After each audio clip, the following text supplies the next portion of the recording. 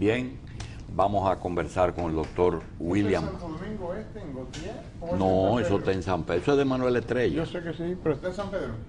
Está en San Pedro, está en Gautier. Que yo creía que pertenecía a Santo Domingo. No, pues eso Tiene un baté que pertenecía a Boca Chica. Es a Boca Chica, es a Boca Por Chica. eso, entonces eso es Santo Domingo.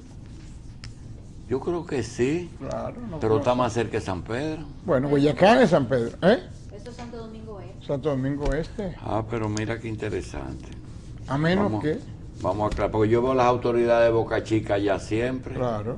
Porque ¿Verdad? sí. Pues yo estaba pensando que eso era de Quiqueya. No. Bueno, como quiera, Cementos Panam. Doctor, tenemos que recordar que... Esa es la fábrica de cemento número 6 que tenemos. 7. 7 en este país. Sí, ¿Se produce para exportar ese cemento? ¿O eso es se va a producción usar local? para todo, pero vamos a usar los otros para exportar y este para usar aquí. Porque es más barato. Va a ser, es el que obliga, es el número mágico que obliga a competir. Vamos a tener ahora cemento a buen precio. Señores, muchas personas nos perdemos porque los acontecimientos van más rápido que la capacidad de nosotros de asimilar cosas. Y estamos viendo hoy dos noticias. Una oficina de la supervisora, al arquitecto Pimentel, rifando unos centros médicos, y por otro lado al de Andeclip en el Palacio, llegando a un acuerdo donde la capitación la suben. No tenemos capacidad de asimilación, no sabemos. Doctor, tradúcanos ese problemita. La cápita es la parte que la tesorería de la Seguridad Social asigna a la administradora de riesgo de salud por cada persona afiliada y registrada y aceptada por lo que se llama Unipago, que es una estructura múltiple, que es la que afilia y asigna. ¿Quién pone ese dinero?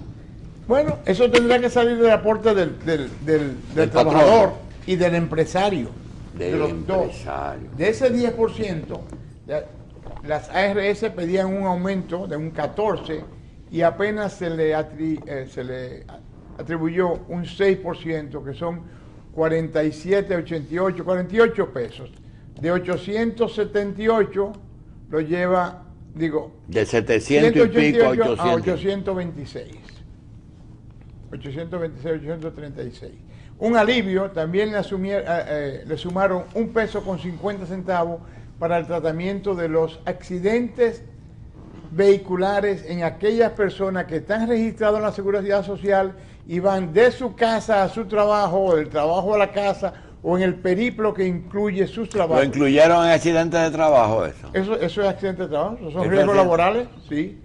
Todo tipo de accidentes que ocurren en ese trabajador es un riesgo de trabajo, un accidente laboral, un riesgo laboral.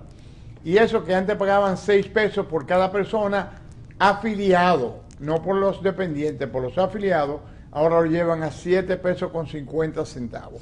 Es un mecanismo interesante y lo extendieron hasta junio del 2014 para cubrir ese tipo de accidentes. Doctor, riesgos laborales, ARE, atención médica y pensiones, ¿cuánto por todo paga el patrono por esas conquistas sociales? Del sueldo, sí, el trabajador paga un 3.56 y el empleador paga 6.48, o sea, un 10% del sueldo para salud.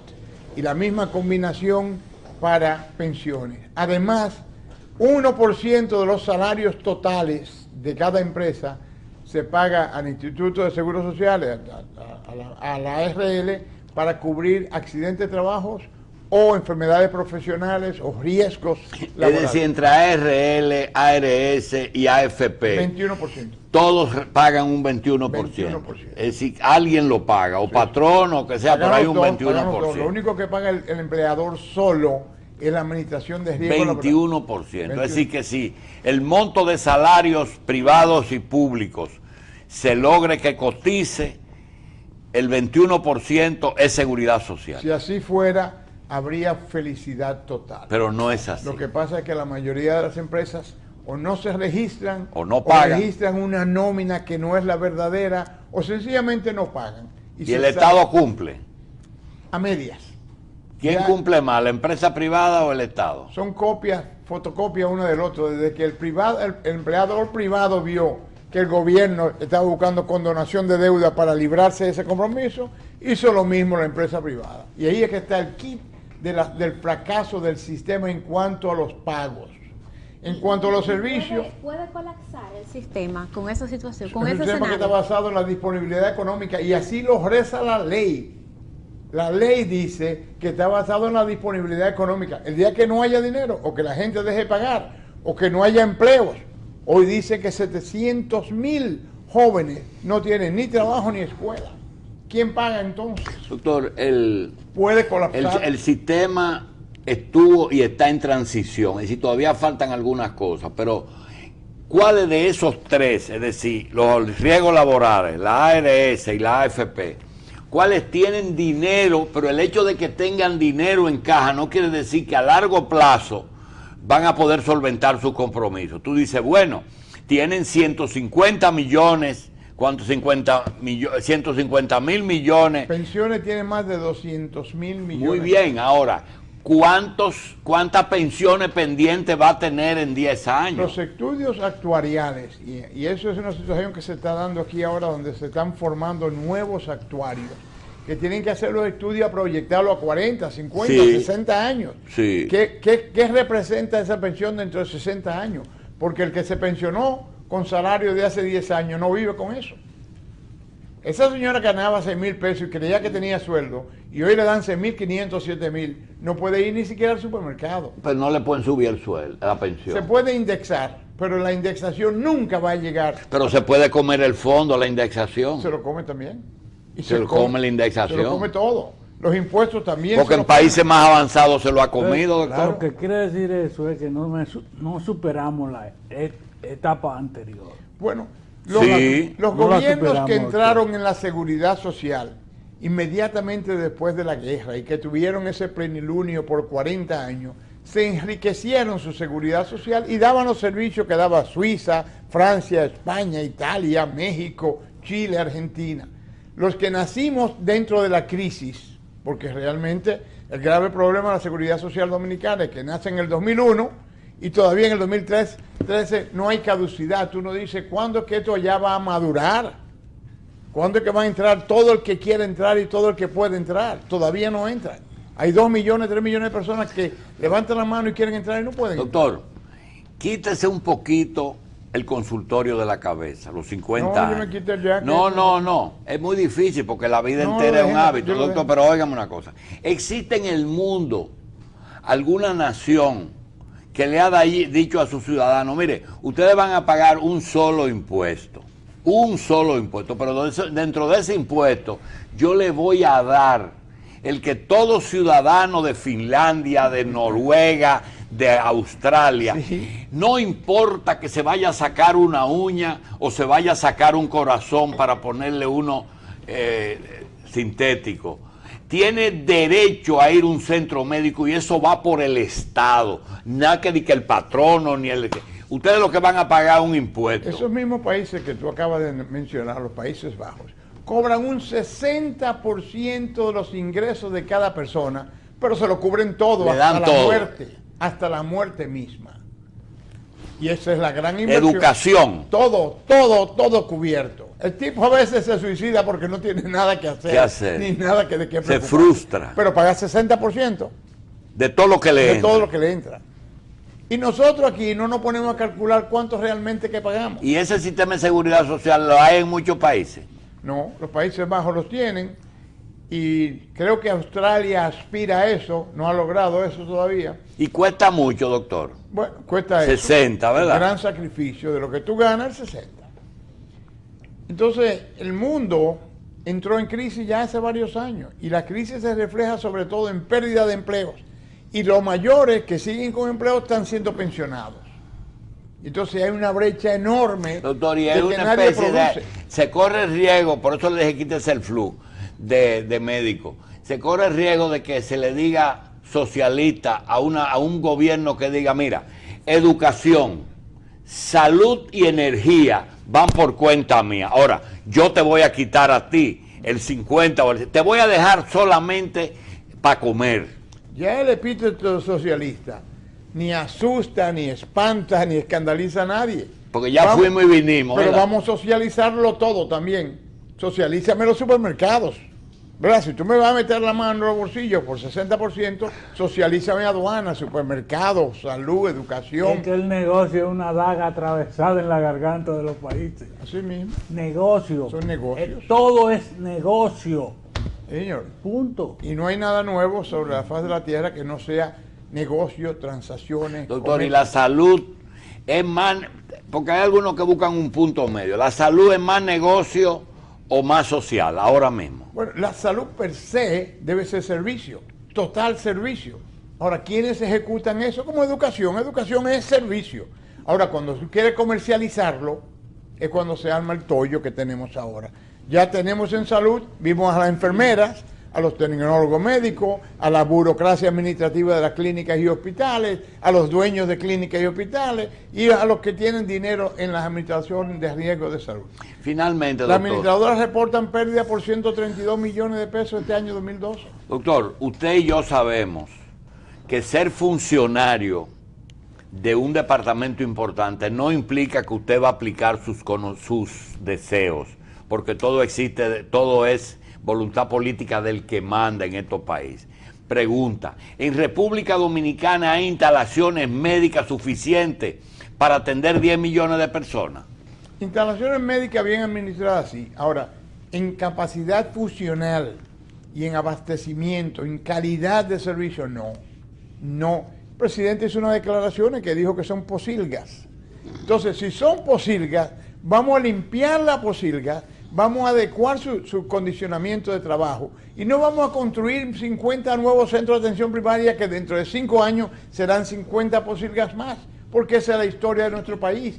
Nos dedicamos a construir y a construir y a seguir construyendo, y las que estaban medio bien se le cae el presupuesto. Aquí, por ejemplo, Doctor Leonel, Danilo e Hipólito, sin ponerle bandería política, ¿entendieron el problema de salud o se quedaron cortos? no les interesa salud. ¿No les interesó? No les interesó nunca salud. No les interesa. Aquí la gente quiere, es la misma política de Balaguer, el relumbrón, el gran edificio, lo que se vea. Y lo que es acueducto, lo que se entierra, lo que es salud, se lo dejaron, pero no se lo dejaron ni siquiera al sector privado, porque si se lo trasladan completo al sector privado y gobierno se sale de eso, pues el gobierno resuelve su problema. Pero está gobierno con sector privado y no va para ninguna parte. Doctor, más de 1000 representantes de empresas constructoras, ingenieros y arquitectos participaron ayer en un sorteo para 50 centros clínicos y diagnósticos de atención primaria. Ahora, define centro de atención primaria, porque el Ministerio de Salud Pública tiene un proyecto de salud de centro de atención primaria que tiene por lo menos 300 metros, que tiene por lo menos parquea para 30 vehículos, que tiene consultorio de pediatría, ginecología, un cirujano de turno y un médico. Pero también tiene mamógrafo, sonógrafo, laboratorio y hasta un tomógrafo con rayos X. De manera que estos son pequeñas clínicas. Pequeñas. Sí, pero hay que poner un presupuesto. De eso que van a hacer 50. Sí. De eso que van a hacer 50. Claro. Constrúyela y te van a salir 50, 60 millones de pesos mínimo cada una. Y entonces, ¿cuál es el presupuesto para eso? Cada una de esas consume de 8 a 10 millones de pesos diarios, mensuales, dependiendo del número de personas que vaya. O sea, si cada clínica de esa va a atender 100, 150, 200 personas de 8 de la mañana a 8 de la noche. ¿Y hay el dinero para eso? Yo no lo veo. Y hay los solares para hacer eso que usted dice, porque 30 vehículos y un edificio, como con las escuelas que había. Como le interese, desde que le interese al gobernante aparece. Entonces, o al gobernador. Pero los CAP lo borramos de la ley, ¿qué hacemos? Porque ya está establecido en la ley. Esos son los centros de atención primaria. Esos son. Eso es lo que se va a construir. En definición, centros de atención primaria. ¿Cuánto hay ahora mismo, doctor? Pero doctor, la limitación del acceso a la salud pública es un problema hoy, sobre todo en comunidades más lejanas de la capital. Esos centros pudieran ayudar muchísimo en la prevención de la salud. Si lo pusieran allá, pero entonces tienen que llevar médicos, le va a pasar como ASOA, gran centro regional de ASOA que se llama Taiwán, ¿verdad? Sí. Hay que llevar a los médicos, hay que llevar a las enfermeras, hay que llevar a los tecnólogos, hay que mantenerlos 7 días, 24 horas allá. Y hay que crear una demanda, porque en ASO no hay demanda para esa gran institución. Entonces, si tú vas a tener centros de atención primaria que sean fructíferos, hoy ¿quién los tiene? Salud Pública los tiene. Alrededor del Marcelino Vélez Santana, tú vas y tú ves 5 o 6 casas que son pequeños en algunos barrios que son consultorios que drenan la cantidad de personas que van al hospital. Pero Salud Pública y el IDCS tienen centros de atención primaria. Pero, por ejemplo, la gran promesa de las estancias infantiles, eso se evaporó, se quedó en el aire, porque eran 1000 estancias infantiles y no hay recursos para eso. El problema de todo esto es que se construye sin presupuesto. Todavía el oncológico de la universidad no tiene su presupuesto. La ciudad universitaria no tiene el presupuesto real para manejar esa población, que es 1 millón de personas que viven de ese lado. Al 1% de atención diaria son 10.000 personas. Ponle 1000, ponle que vayan 1000. Ya hay una empresa que esa idea de los CAP ya lo privatizó y está funcionando muy bien. Hay empresas que están capitalizando eso. Ahora, ¿qué cobran? ¿Cuánto le cobran ellos a las ARS por cada persona que vean en los centros de atención primaria? Esa es la otra parte de esto. Hay atención primaria privada. Sí, hay amigos tuyos y míos que tienen centros de atención primaria. Y funciona muy bien. Sí. Claro, porque si yo tengo que ir a chequearme la presión con fulano de tal y tengo que tomar un taxi o Y un turno. Y un turno durante la mañana entera. Y tengo que gastar 100 pesos en transporte, pues yo voy al vecindario, me toman la presión o me chequean el embarazo o me chequean el azúcar y me dice cómo va la cosa. Que es la idea principal del centro de atención primaria. Desmontar los grandes centros. Doctor, aquello que vimos en Cuba, en cada esquinita, eso en cierta forma es una miniatura de Eso es un centro de atención primaria. Pero no con todo, Con ¿verdad? un técnico, bueno, de cada 10 centros, ellos tienen una clínica. Ah, ya. Entonces, de cada 10 centros, esta señora embarazada que tiene problemas, que está manchando, o aquel diabético que tiene 500 de azúcar, lo mandan a ese centro. Pero, mientras tanto, los problemas básicos de educación, Lo van a resolver. cómo se hierve el agua, cómo se baña el niño, qué alimentación, qué pueden comer. Que qué no tiene que ser un médico, no puede ser tiene una que ser enfermera o un médico. técnico. No, una enfermera, un técnico, una persona preparada para eso. En el mundo de la medicina, una gran cantidad de personas no médicos están reemplazando a los médicos. Hay enfermeras que son asistentes de médicos que hasta firman las recetas. Toman presión, chequean, te hacen el examen prostático. Por eso se está volviendo a la comadrona, ¿eh? Bueno, el problema de la comadrona es el problema legal. El médico en ejercicio profesional, el ginecólogo obstetra, tiene una responsabilidad con ese niño hasta que cumpla 22 años. Ese niño hasta los 22 Cuando años. ese niño a los 17 años, por una razón u otra, entra en convulsión, ya no es que usó droga, la anfetamina o un golpe que se dio. Force. Fue que lo sacaron mal y le dañaron el cerebro. Ese médico que está retirado y está viviendo en Palm Beach y hace mucho que no tiene seguro médico, entonces lo están llamando para que justifique esta situación. Entonces el médico decidió no hacer partos. Entonces llaman a una comadrona que la protege el hospital, es un empleado del hospital y el hospital tiene una sombrilla de seguro que cubre todo eso. Pero Doctor, todo eso aumenta los costos masivamente de los hospitales. Doctor, volviendo a los CAP, a los centros de atención primaria, ¿es verdad que una competencia desleal para las clínicas, al menos en el Gran Santo Domingo? Para el especialista, así se dice. El especialista, el cardiólogo, el neurólogo, teme que eso le drene una gran cantidad de cosas. Pero tú puedes inclusive, si tú ¿Por qué? Si cada persona puede tener su especialista. En este estilo de medicina, el especialista es un recurso que el centro de atención primaria se lo manda al cardiólogo y el cardiólogo lo devuelve al centro de atención primaria para el seguimiento. O sea, el paciente hipertenso, en vez de ir a mi consultorio 4 o 5 veces en el año, va a ir quizás una vez al año. Y eso merma considerablemente los ingresos. Ahora, ¿cuál es la opción? Bueno, ese especialista puede trabajar en un centro de atención primaria 2 días a la semana como médico internista y compensa sus ingresos. Doctor, el médico que es vital en esos centros de atención primaria aquí en este país, el dinero, ¿dónde se queda? El dueño del centro, el médico tiene un sueldo y tiene un incentivo. ¿Cómo funciona el dinero? ¿Dónde se queda? Realmente no se queda ya en el bolsillo de los médicos, doctor, ni aquí ni en ninguna otra parte del mundo. Las ARS son compañías SRL, son Lo que está compañías por diciendo acciones. Gracie, decía hay que están muy bien, pero a lo mejor no es del mes, no Son tan bien. compañías por acciones. El Médico, negocio. el médico accionista en el negocio Sí, le va sí. bastante bien. Si es accionista. Si es accionista y tiene Pero dividendos. ya eso en su rol de inversionista. Claro, sí, sí.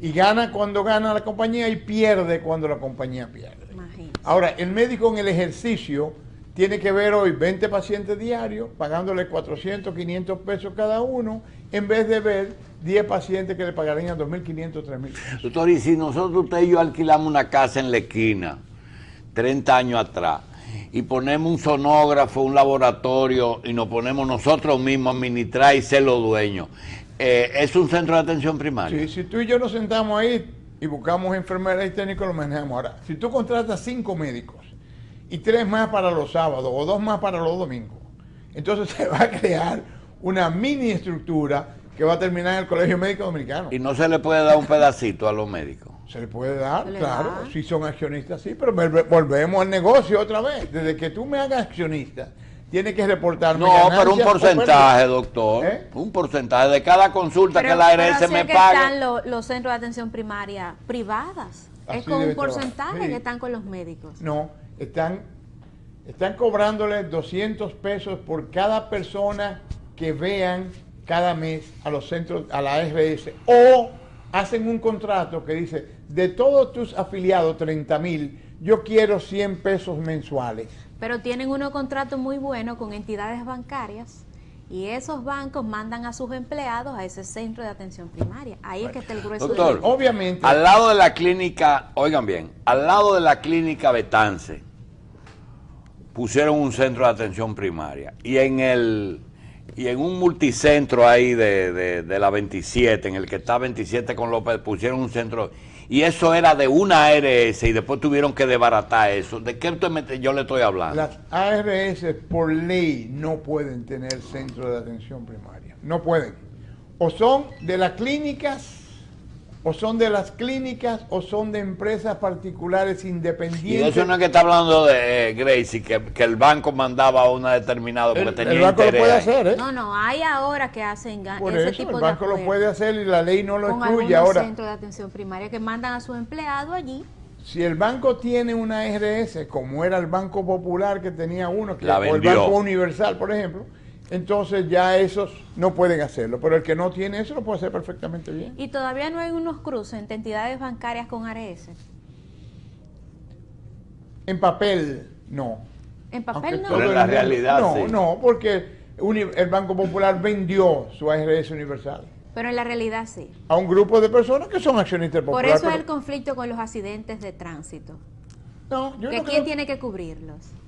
El accidente de tránsito debiera cubrirlo la ARL, Pero a la ARL. la administradora de riesgo laboral, está incluido el accidente de tránsito en la administración y tiene 5, 6, 7 mil millones de pesos que no lo usa debidamente. Doctor, porque yo hablo con Sabino y me dice que el ARL del seguro está bien, pero el seguro no. ¿De qué es lo que él me está hablando? Que el administrador de riesgos laborales tiene 9, 10, 11 mil millones de pesos ahí que solamente usa para cubrir accidentes, futuras pensiones, indemnizaciones, cese de trabajo, mientras que la ARS es un barril sin fondo porque diariamente van cientos de personas a consultar Entonces él tiene razón. y todo el mundo quiere, además de que a la ARL es un monopolio.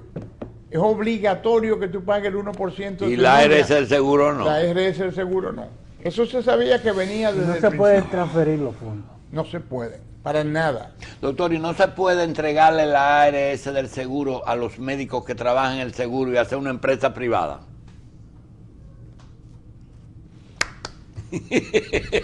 ¿Cuál es la capacidad administrativa de esos médicos?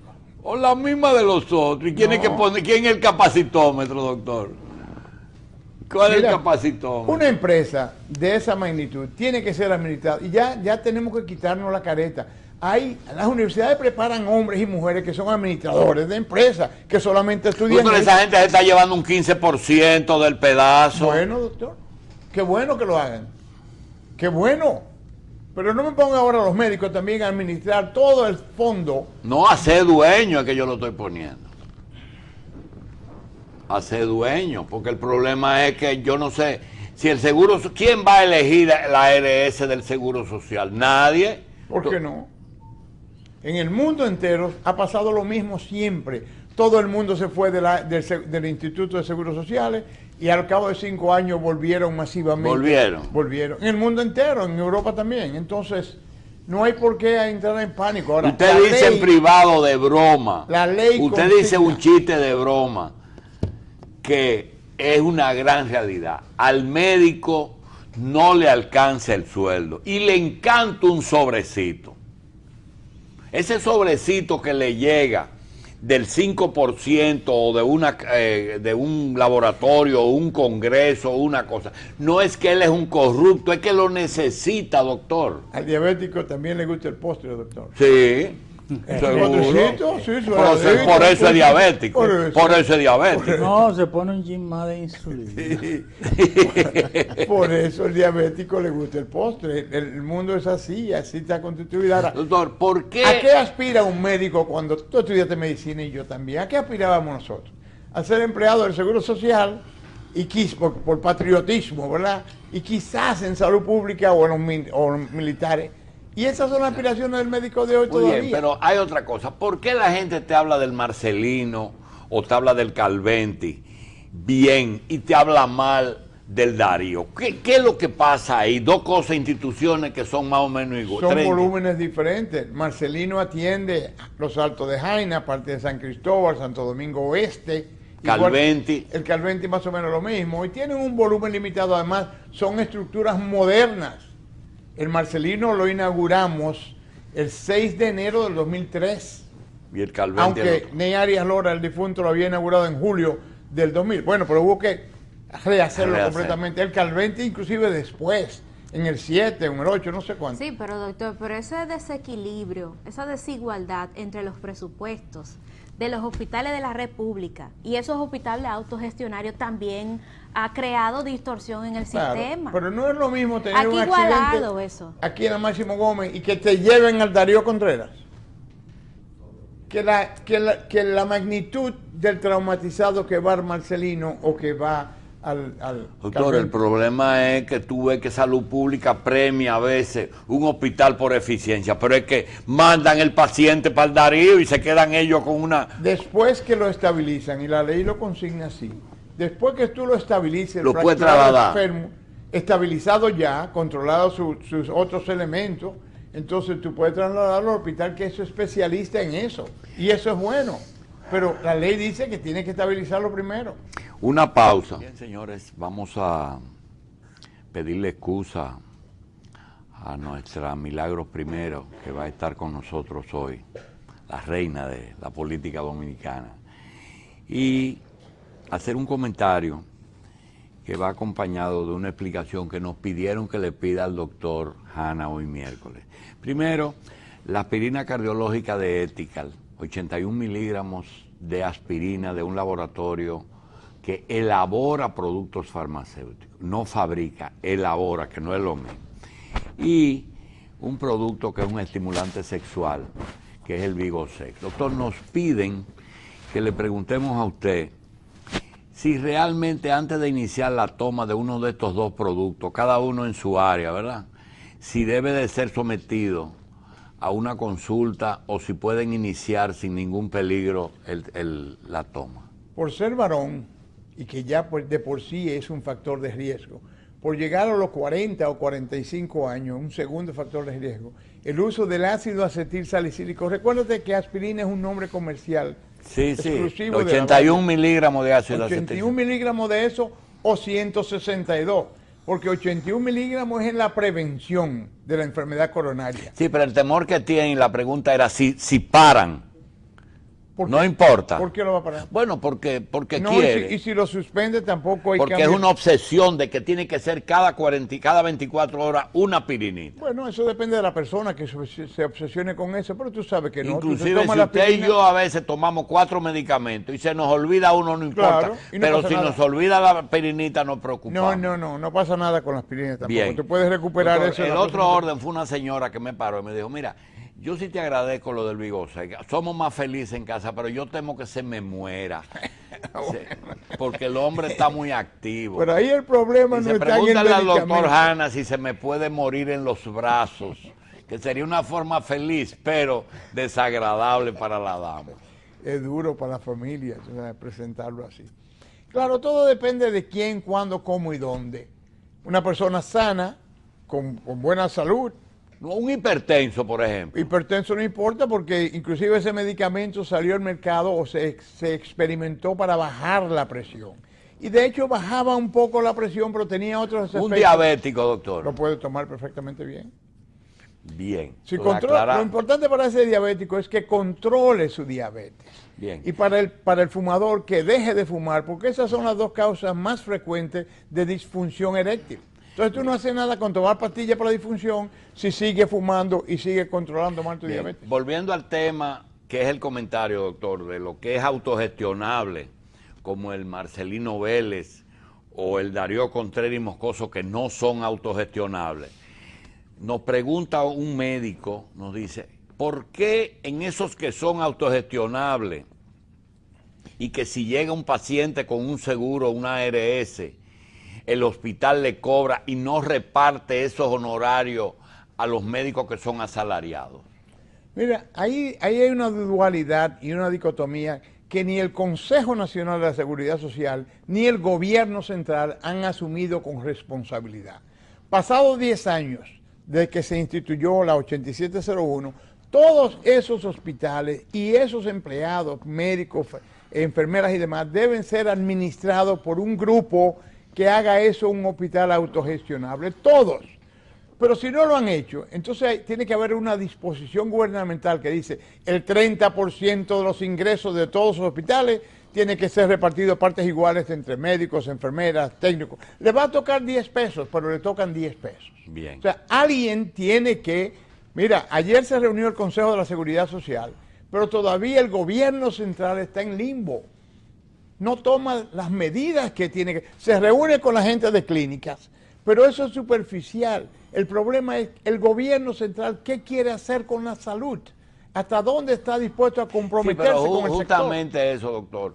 A mí me consta que, por ejemplo, Milagro Ortiz, que hace mucho que no viene aquí, los periodistas la asedian preguntándole temas sobre educación. Ella no es ministra de Educación y el doctor Hanna no es quien tiene la política de salud de este país. Entonces me preguntan que por qué no somos iguales que en Finlandia o en Noruega. Yo lo único que les digo, bueno, el problema es que allá no está Félix Bautista ni Víctor Díaz, pero también hay otras cosas, doctor, dígalo. Y si sigue con la lista de personas que se hicieron multimillonarios... Por hacer el hospital y no por dar salud. Por eso, entonces... Sí, pero doctor, ¿qué hay allá que no hay aquí? ¿O qué no hay allá que hay aquí? Allá no hay un presidente que gasta 1.100 millones de pesos todos los días, del 20 de mayo al 16 de agosto de un periodo, que despilfarró todo el dinero. Y entonces este gobierno, aunque tiene ingresos, no lo puede gastar porque tiene más compromisos que lo que puede pagar. Y en enfermedades, ¿qué tenemos nosotros? No, pero mira, esas estructuras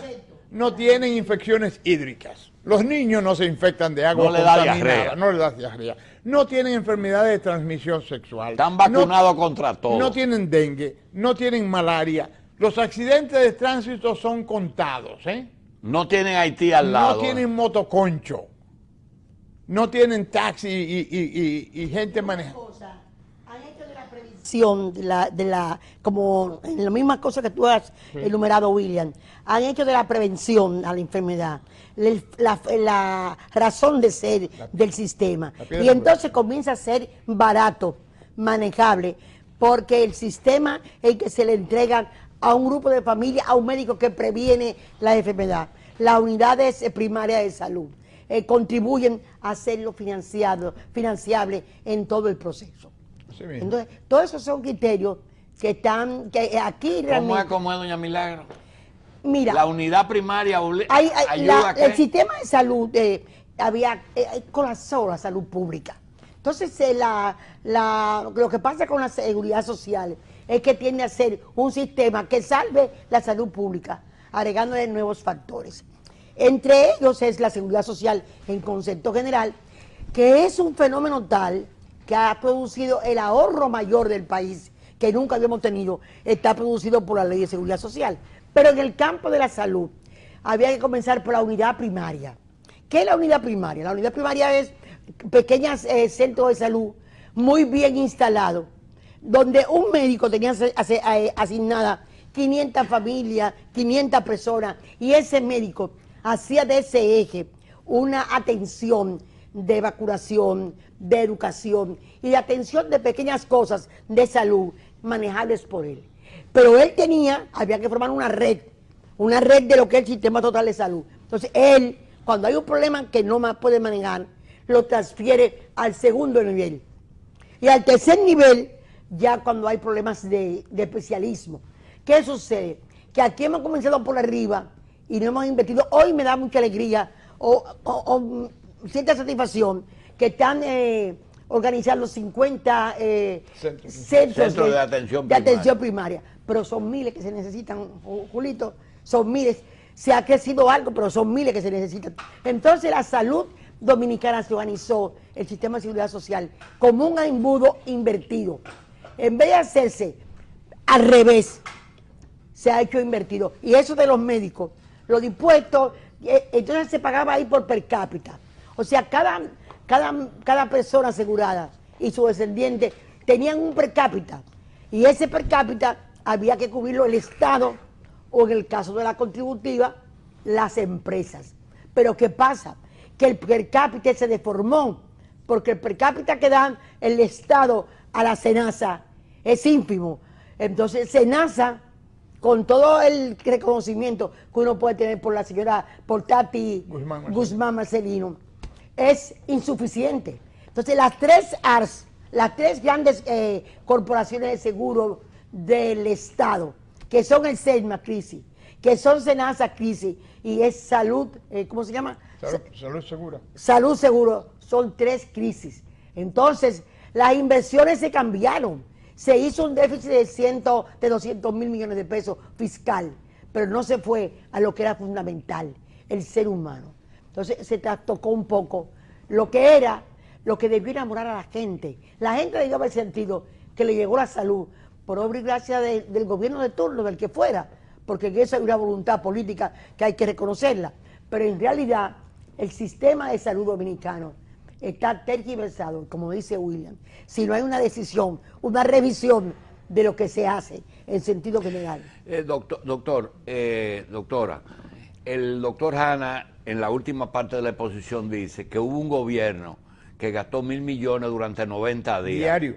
No, 1.000 millones diarios, que son 90.000 millones. ¿De qué usted está hablando? Porque se quedó esos sueldos, se construyeron cosas que no tienen... O se pagaron. Que no tienen necesidades. 3 oncológicos en la misma acera, de la misma casa, de la misma calle, de la misma ciudad.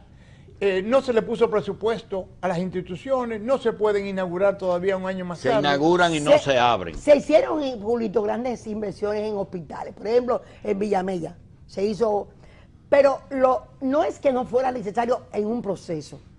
A donde había que invertir en la primera etapa es en la adecuación y en el nivel primario de salud. Entonces tenemos grandes elefantes. Este país, y lo sabe William, que mucho más que yo y con mucho más eficiencia, no es un problema con... la salud se calcula por la cantidad de camas que hay disponibles para las personas. Este país no tenía ese problema. Lo que le faltaba era la eficiencia del sistema. Doña Milagro, el caso es que en salud William es el gurú, pero la gurú en educación es usted. En el asunto del 4%, que fue bueno, ahora, ¿dónde se falló? Primero, en que el presidente, ya existe una ley de desarrollo, se hizo una ley de estrategia nacional. Esa ley de estrategia nacional fijaba 3 criterios que iba a hacer del gobierno su eje central. Iba a crear una comisión o una concertación en el campo energético, lo iba a crear en el campo de los impuestos, y en la fiscal, y la iba a crear en términos de educación. El presidente asume el 4%, pero no convoca a los agentes que tenían que hacer junto con él, junto con el gobierno, o la programación de cómo la inversión de ese dinero. El gobierno llega deficitario, llega con los problemas, pero no creados por Danilo, pero creados por Leonel Fernández, del déficit fiscal y está sin dinero. ¿Y qué piensa el gobierno? Ese es mi criterio. En vez de reunir todo el sector educativo para que ya firmaron un pacto todos los candidatos de lo que iban a hacer y que se hizo el pacto. La gente de Comunidad Digna hicieron un trabajo excepcional. Entonces, ¿qué dice? Déjame activar la economía con la construcción de las escuelas. Déjame activar la esperanza del sector comercial, anunciándole que vamos a avanzar no en el desayuno escolar, sino en la comida, la alimentación escolar. Sí, 100.000 millones que iban y a entonces funcionar. se deja atrás el magisterio y entonces se crea una actitud bastante dificultosa del 4% hacia donde debe ir. Yo pienso que la solución está en cumplir lo que dice la Ley de Estrategia de Desarrollo Nacional y revisar un poco atrás. Y en esa ley de estrategia, doctora, está incluido el aumento salarial. El aumento salarial... Porque ahora que no hay ningún plan, lo que van a decir los maestros, yo sí les digo cómo gastarlo. Bueno, y usted como política no puede oponerse. No, pero yo soy una mujer de carácter. Cuando yo llegué a la educación, los maestros tenían 11 incentivos. Los maestros no hacían huelga porque querían, sino porque tenían 11 disposiciones, o en leyes, o en reglamentos, o en pactos por la patria 1, o pactos por la patria 2. Porque cada vez que había una crisis, Jacqueline Maragón, una mujer que supo políticamente moverse con Balaguer y la educación, hacían un acuerdo y tenían 11 incentivos. ¿Tú sabes cuánto yo lo dejé? En 3 incentivos. ¿Por qué eran los incentivos? Si yo te cuento, tú te vas a sentir sorprendido. Eran incentivos por los padres.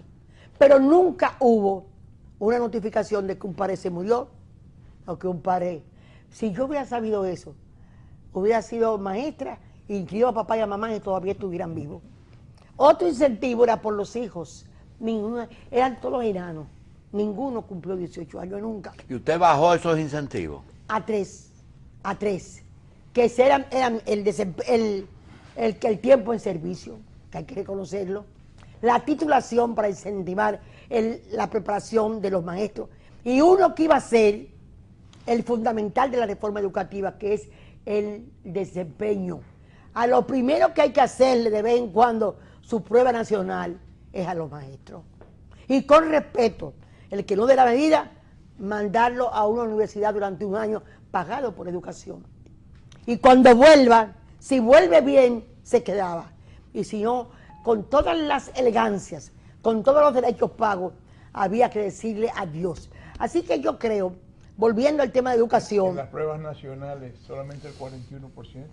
No, los indicadores no son satisfactorios para nadie.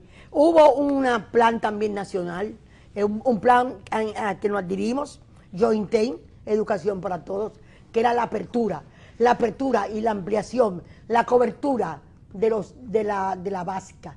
Y eso le quita calidad a la educación, le quitó como consecuencia, no fue un proceso, sino que había que rápidamente llegar al compromiso del milenio con unas coberturas cubiertas que eran muy difíciles para los países. Entonces, en ese sentido, pero tú quieres volver al tema de ahora. Mira, pasa cosas tan extrañas en educación, que tú viste al presidente Medina con un teléfono llamando sí, a un ingeniero. Dándole un boche. Bueno, no, pidiéndole cuenta. Eso hay que hacerlo, pero se vio bien y se convirtió en una presentación mediática del presidente. Muy bien hecho por sus asesores. Sí. Pero ¿qué pasó? Que descubrimos el nombre y la escuela de que estaba ahí. Julio, esa escuela no estaba en el presupuesto. Segundo, esa escuela no estaba en los sorteos. Al no estar en el presupuesto, ni con el nombre del ingeniero, ni con el nombre de la escuela, a donde se fue a averiguar donde estaba, que era por Cotuí, no estaba en los sorteos. Pensamos que estaba la escuela en los sorteos y que era el apresuramiento. Y lo bonito del sorteo tampoco estaba ahí. Esa escuela venía de años anteriores. Venía además esa escuela con no haberse hecho el procedimiento que establece la ley 340-06. Y lo que es peor, había cobrado más, ¿cómo se llama eso? Cubicaciones. De la que Cubicaciones había- anteriores. Primero ese ingeniero que los que se habían insertado con el procedimiento establecido por don Danilo Medina. Quizá la gente no sabe que ahí, supongo yo, vino la cancelación de doña Josefina. Tocó la flauta sin querer. Pero nosotros somos gente que sigue presupuesto. Entonces eso se lleva a Josefina. Eso se lleva. Eso es lo que se lleva a Josefina. Eso se la lleva. Ay, Eso se la lleva. Además Sí. hubo un mal manejo por parte del Banco de Reservas de las cubicaciones. Se tardaban mucho tiempo en aprobarlo y en sacar el cheque de las cubicaciones. Y esos ingenieros sin experiencia, jóvenes y sin recursos, no tenían créditos. Cosas peores en educación hay. Yo de hecho, en educación hay una cosa que se llama mapeo, que donó una entidad europea, creo. Ahí se sabe las escuelas que hay y dónde hace falta escuela. Aulas. Cuando llega el censo, eso se pasa y se cruza y te da el diagnóstico de lo que falta. Pero fíjate bien, ahí también yo he hecho un censo de infraestructura escolar. Infraestructura escolar referenciado. No hay nada. Ahí se sabía quién tenía terreno, quién no tenía terreno, lo que tenía cada escuela. Se tenía el mapa, el censo de todas esas escuelas. Y se abandonó. Porque uno de los problemas más graves del país es la falta de la continuidad de las políticas de Estado.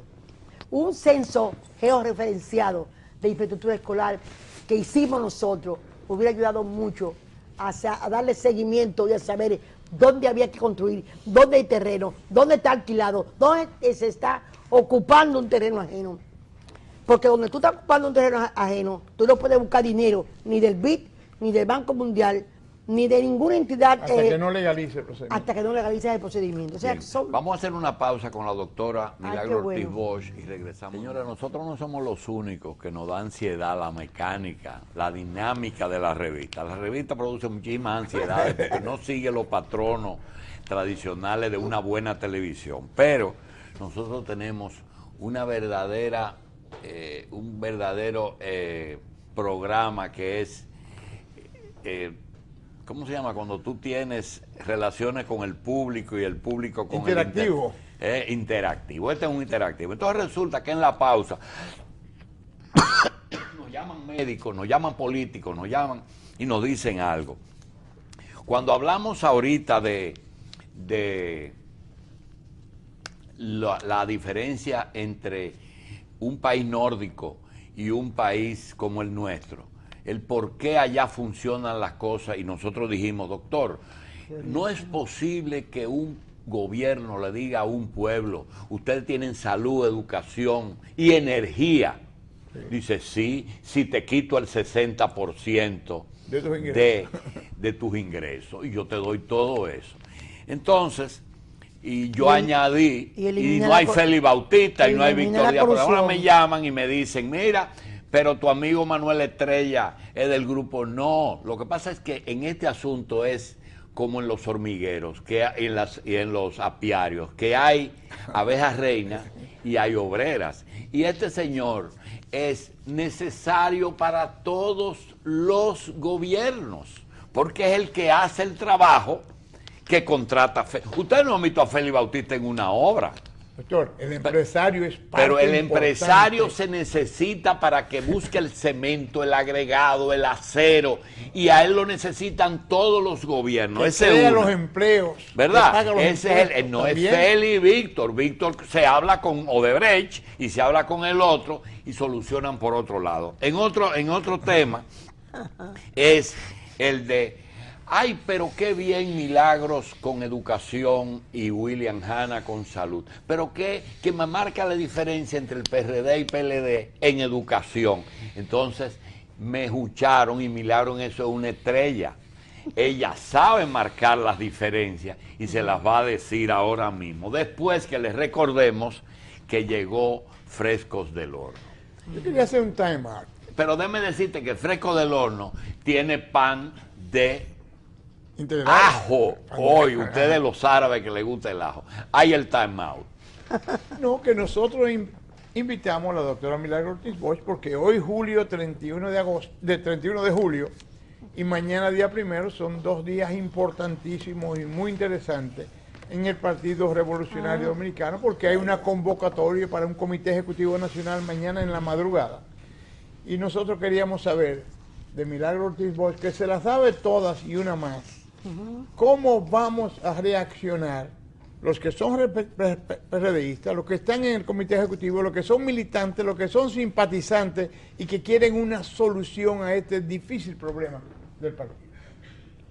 Bueno, y después comemos de fresco del horno, que tú no lo conocías. No, y que me encantó el sabor a Bueno, debo decirte que lamentablemente me invitaron con 1 hora de anticipación, porque en este momento se está reuniendo todos los vicepresidentes, todos los que son los secretarios generales del país, todos los presidentes del país, para fijar una salida, una visión conjunta. Hay 3 preguntas. Porque, espérate, déjame. ¿Es legal la convocatoria? No, totalmente ilegal. Miguel Vargas dejó desde el 19 de julio de ser presidente del partido.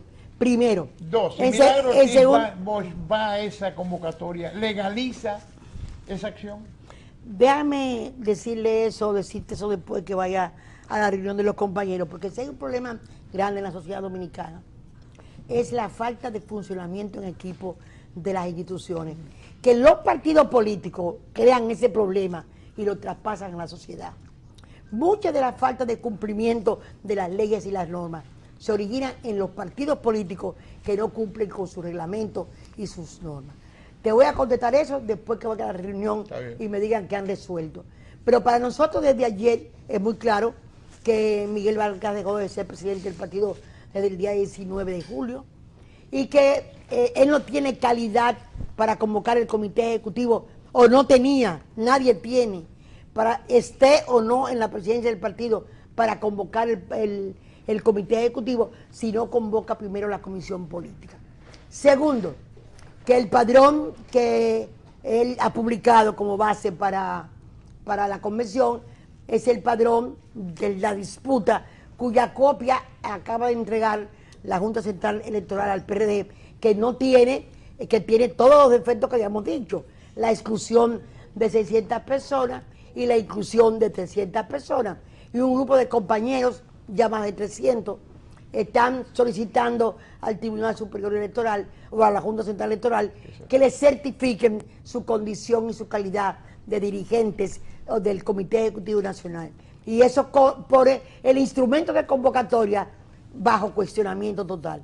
Entonces nosotros estamos totalmente convencidos que, aparte de cualquier cosa que vamos a decidir, la convocatoria es ilegal. ¿Se conoce la agenda del Comité Ejecutivo Nacional de mañana? Es una agenda que está publicada en un periódico nacional de ayer, pero no dice nada, cosa genérica, O sea, es parte de esta manera de hacer política en la que las cosas no se dicen claramente.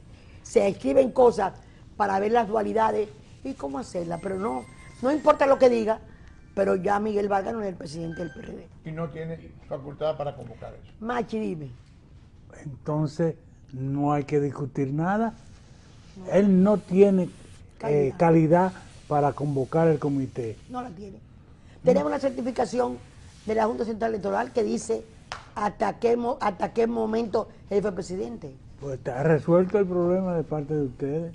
Ustedes no van a asistir. Frente a ese problema. Ustedes no van a asistir a la convocatoria de un comité central o con un comité político, lo que sea. Ejecutivo.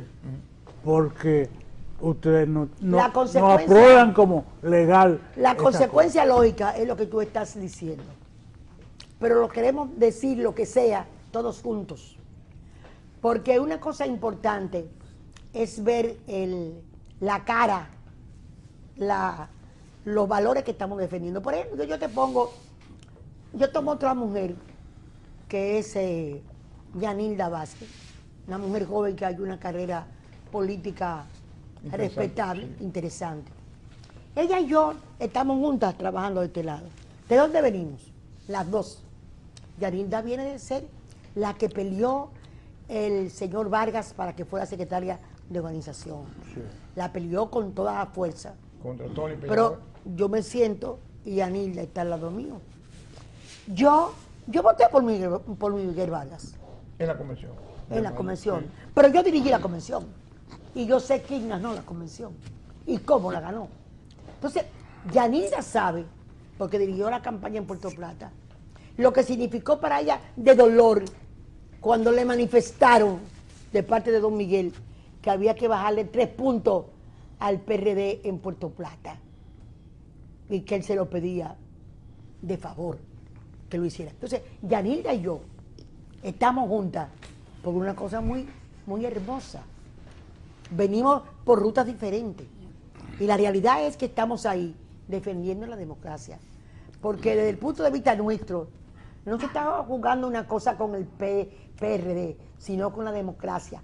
En complicidad con todo lo que es el PLD, fundamentalmente, con don Leonel, y yo digo ya que con don Danilo. Porque ninguna sentencia del Tribunal Superior Electoral son cinco jueces escogidos por ellos mismos. Y ninguna sentencia ha tenido un voto disidente. O sea, todo, si yo llegué ahí porque Danilo me dijo que llegara, me dijo Miguel o me dijo Fernández, ¿están de acuerdo unánimemente? Ahí no hay ninguna disidencia. Entonces me atrevo a involucrar también al presidente con la responsabilidad con que uno ha vivido. Doctora, nosotros tenemos una queja y una sorpresa. A mí me gusta, por ejemplo, decir ex senadora, ex vicepresidenta de la República, ex candidata presidencial, doctora Milagro Ortiz, ex secretaria de Educación, pero también me gusta Milagrito.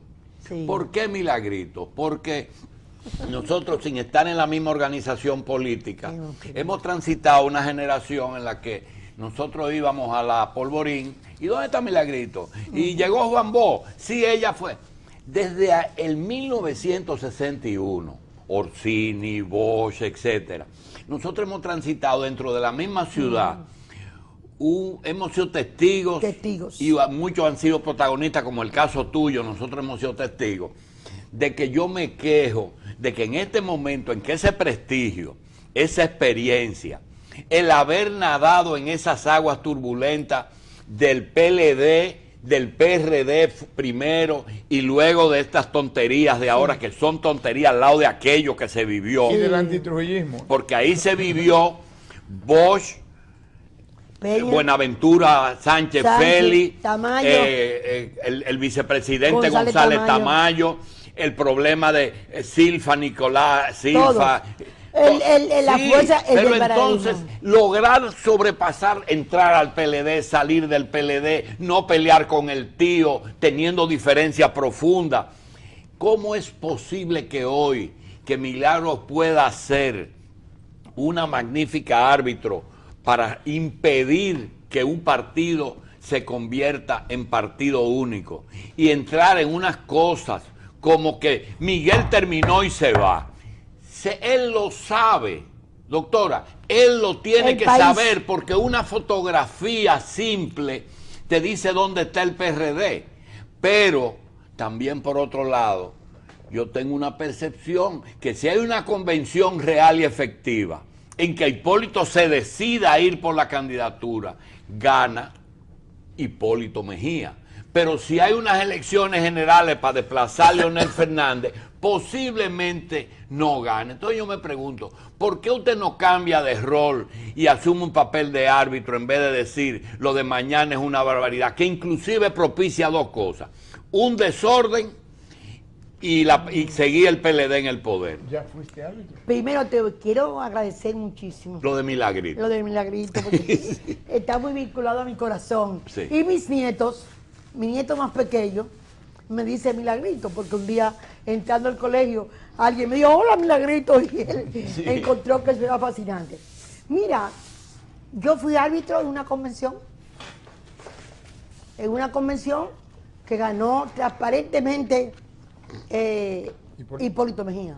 Déjame contarte de esa convención, que esa convención, cuando Miguel le presentó una relación de 180,000 personas que decían que eran del PLD en el padrón del PRD, Hugo Tolentino se paró y dijo, paremos esta convención y dediquémonos a depurar la queja de Miguel. Y todos dijimos que sí. Pero se paró el representante de Miguel Vargas y dijo que le gustaba la propuesta, pero que ellos no aceptaban eso, que ellos querían la convención el día 6 de marzo. Como tú sabes que tiene uno un poco de olor político, yo me di cuenta que se veía una separación de las candidaturas y que la fecha era muy importante para detener la separación y ver si todavía se controlaba el resultado final. Se paró también, en ese entonces, Roberto Fulcar, que era el hombre que organizaba la campaña de Miguel, y apoyó lo que había dicho el representante de Miguel, y dijo que bajo ningún concepto aceptaban el cambio de fecha. Que agradecía la intención de buscar eso, agradecían el cambio de fecha. Nosotros, ya con la experiencia y las caras, y aún recordándose de Milagrito, resolvimos lo siguiente. Vamos entonces a resolver ese problema de Miguel por una vía mucho más, menos conflictiva. Que las mesas electorales van a tener 2 personas, uno designado por Hipólito, otro por Miguel. Y van a tener 2 suplentes, uno designado por Hipólito, uno designado por Miguel. Me tocó el trabajo terrible de sacarle la candidatura a Mauri Justo Duarte para facilitar ese proceso. Cuando eso se resultó, yo te puedo asegurar que siempre voy a recordar cómo llegó César Cedeño y Félix Subervín a comernos vivos, porque habíamos tomado esa resolución. No, si Miguel lograba aprobar, entonces otra resolución. Toda persona que 2 de los representantes en la mesa o lo objeten, será un voto observado y se pondrá aparte. Si Miguel lograba observar 25,000 votos, Miguel lograba que la candidatura, lograba probar que era verdad, que estaba infectado el padrón de gente de otro partido. Óyeme, no llegó un solo observado. Entonces yo soy una testigo de observación. Y después, ya tenemos 1 año y pico en esta cosa. ¿Cuántas comisiones ha habido para buscar la mediación? ¿Cuántas?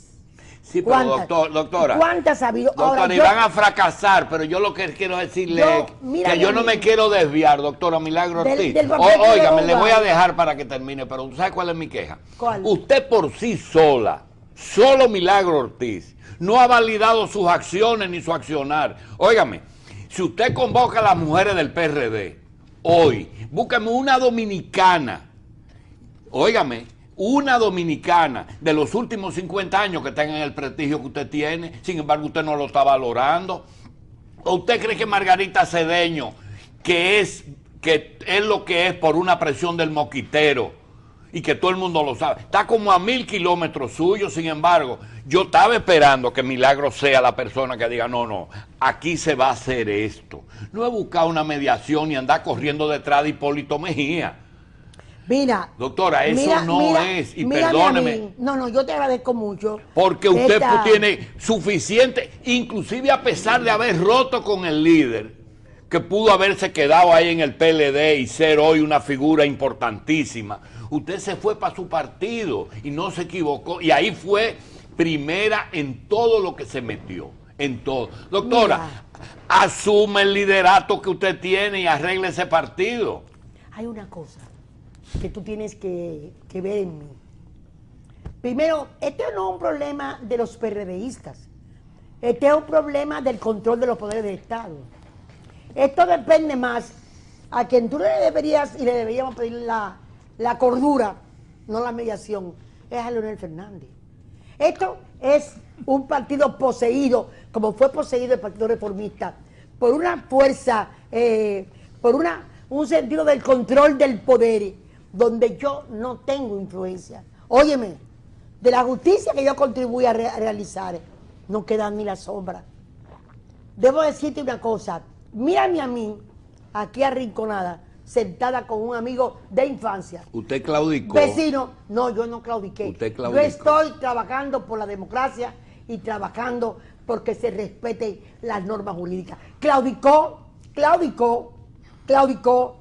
Pero ¿cómo es posible, Julito, que tú digas ante los fallos de la TCE que yo claudiqué? Pasamos 12 años echándole la culpa a Balaguer y ahora se le vamos a echar a Leonel de nuestros propios errores. No, te equivocaste, Julito. Le estoy echando a una nación, le estoy echando a la democracia la necesidad de darse cuenta que esto no es una cuestión, como tú dices, yo no estoy ni con Hipólito ni con Miguel, yo estoy con el PRD. Yo estoy con el concepto de la democracia, de la participación, del derecho a votar. ¿Cómo es posible que yo pueda estar con un padrón hecho a mi manera, cuando yo quise, como yo quise? Ese es volver a la época de Trujillo.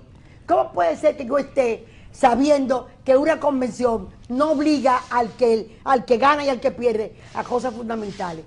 Yo estoy haciendo lo que yo no he hecho a esta edad, es convertirme en una vieja débil, chocha, que le tiene miedo al enfrentamiento. No, al contrario, yo sigo siendo una mujer de carácter, una mujer de lucha y una mujer de convicción. Porque en la sociedad moderna, Julito, la oposición es una posición de Estado. Una categoría. De Estado, aunque no de gobierno, pero de Estado, con un papel y un rol definitivo para utilizarlo. Miren, ella lo intentó y llevó su propio proyecto de la ley de partido. Ella lo intentó y dijo, bueno, ya se va a meter. No, esa ley está paralizada porque Leonel y Danilo no se ponen de acuerdo sobre ella. Esa ley es parte de todos los procesos que estamos viviendo en la República Dominicana. Ha habido 5 reuniones del comité ejecutivo o de la comisión ejecutiva del PLD sin ponerse de acuerdo sobre 2 cosas fundamentales: el voto preferencial y la organización de cómo van a ser las convenciones internas de los partidos. Esa situación que usted acaba de tocar, de por qué Miguel está con Hipólito, con Leonel y Danilo está con Hipólito en esa posición, yo no lo entiendo. ¿Y por qué el PRD no lo estudia? Pero yo no sé a qué tú te refieres, porque el trabajo que yo he hecho con la ley, que es un equipo, que son 6 meses de trabajo, porque la gente habla de la ley de partidos políticos, pero más grave es la de la ley que regula el sistema electoral. Recuérdate que para designar el Tribunal Constitucional, el Tribunal Superior Electoral, hubo que hacer 2 leyes orgánicas.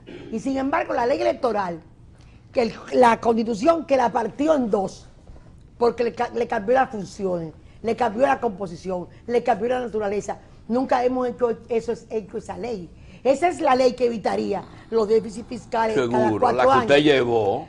Entonces esa ley está detenida, y tú hablas de la influencia que tengo yo.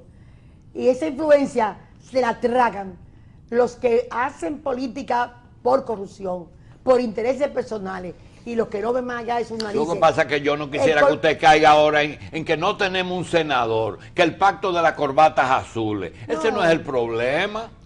¿Cómo? Ese no es el problema, porque ahí tenemos a Milton Ray, tenemos a Marino Mendoza, tenemos a Díaz Firpo.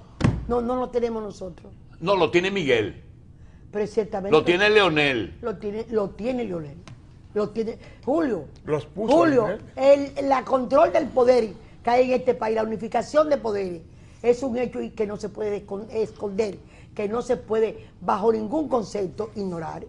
Julio, volvamos a la calle de Polvorín. El PLD votó 14 diputados cuando votaron por la reelección en el 2002. ¿Usted no se acuerda? Sí, desde luego. Desde luego. Yo no digo que en esto no tengamos errores nosotros. Yo no digo que desde que el PLD estableció en el 96 un estilo de gobernar en el que tener dinero era muy importante para obtener una posición, cambió el sentido de la política dominicana. Yo no digo que el error de Hipólito con la reelección no haya sido un error histórico importante. Ahora, yo no puedo vivir en los errores, sino tengo que vivir en la lucha por defender los cambios que se necesitan. Desgraciadamente, a esta edad, yo nunca he sido una amiga componedora, sino una batalladora.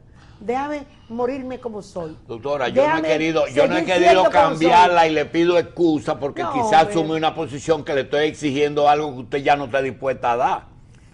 ¿Verdad? No. Yo creo que le estoy exigiendo mucho más, pero el PRD, el país necesita oposición y la persona que yo entendía que tenía más autoridad para hablar ahí. Lo que estoy yo es inmensamente agradecida. No, al contrario. De que tú hayas creído que yo tenía las fuerzas para producir ese proceso. Quizá la fuerza Y no, pero el poder oh, sí. No, si las hubiera tenido, yo nunca hubiera sido derrotada en convenciones internas de mi partido. Doctora, Y yo siempre ganó nunca- en todo.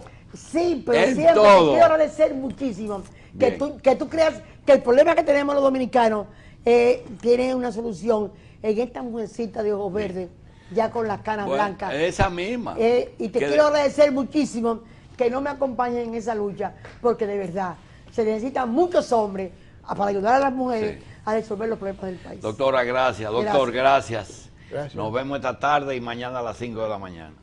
Ah, fresco del horno. Ay, ya ese hombre estaba protestando. Mira, pan de ajo, doctor. Es bueno para la presión arterial. De la longevidad, el ajo.